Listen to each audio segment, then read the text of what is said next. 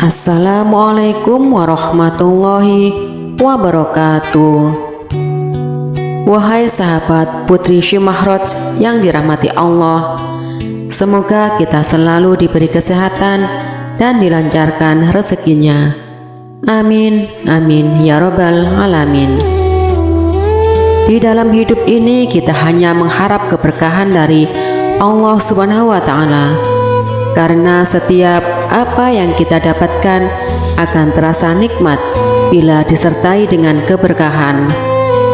Misalnya di dalam hal mencari nafkah, apa yang kita dapatkan pasti terasa cukup apabila terdapat keberkahan di dalamnya.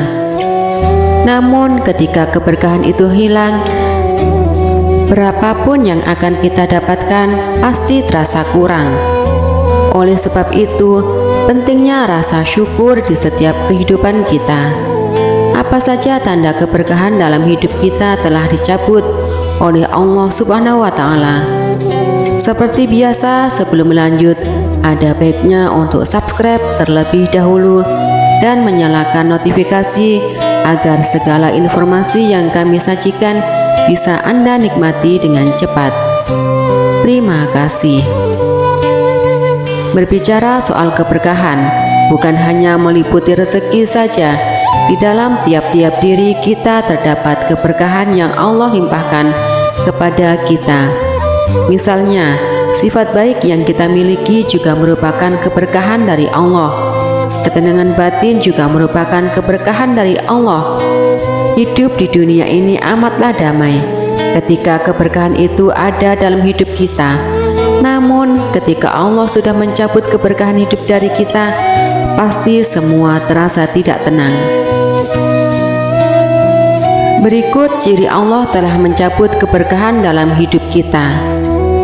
Yang pertama, ketika hati kita tidak tersentuh oleh nasihat keimanan. Ciri yang pertama adalah hatinya tidak mau menerima segala nasihat tentang keimanan. Segala nasihat-nasihat yang berbau agama, ia tidak akan diterimanya. Ia selalu tidak menghiraukan nasihat tersebut dan menganggap itu hanya omongan belaka. Misalnya, ia tidak mau lagi mendengarkan kajian-kajian dari ulama kita. Ia juga tidak suka mendengarkan orang membaca Al-Quran. Bahkan ia juga merasa terganggu ketika mendengar suara azan. Sikap-sikap tersebut merupakan ciri bahwa Allah telah mencabut keberkahan dalam hidup kita. Yang kedua, ketika hatinya terpenjara oleh kesibukan dunia tanpa jeda. Hati yang terpenjara maksudnya adalah hatinya telah dikuasai oleh urusan-urusan dunia. Saking sibuknya dengan urusan dunia, membuat dirinya lupa untuk beribadah. Tidak pernah ada waktu untuk beribadah. Serasa waktu itu tidak akan pernah cukup oleh urusan dunia. Yang ketiga, ketika harta semakin bertambah, tetapi hatinya semakin resah dan gelisah. Ciri selanjutnya adalah persoalan harta. Hartanya melimpah ruah, tetapi hatinya takut akan kehilangan harta tersebut. Misalnya seorang koruptor, semakin hartanya bertambah, pasti hatinya semakin gelisah karena memikirkan harta tersebut. Bingung mau disimpan di mana dan takut sewaktu-waktu ia akan ditangkap oleh KPK. Biasanya ada saja yang terjadi pada keluarganya. Contohnya, anaknya kecanduan narkoba atau istrinya selingkuh. Selalu ada saja yang membuat hatinya resah dan gelisah, padahal hartanya semakin bertambah. Yang keempat, apabila anak istri dimanja oleh harta tetapi malah tambah durhaka. Untuk urusan harta ia selalu memanjakan keluarganya. Dengan harta tersebut ingin beli apa saja pasti mudah.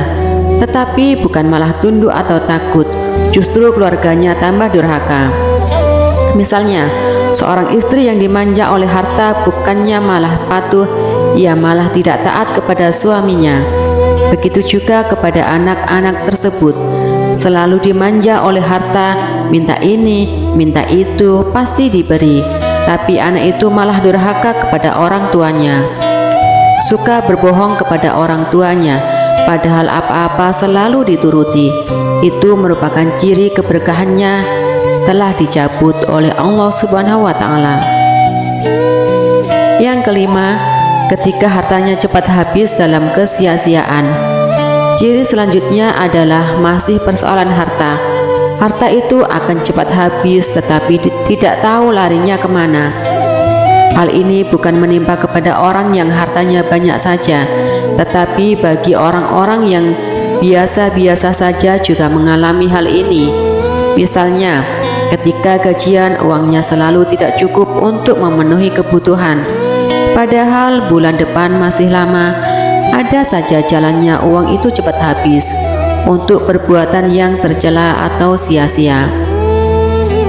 Yang keenam, ketika keinginannya semakin banyak melampaui kemampuan, keinginan akan duniawi semakin bertambah.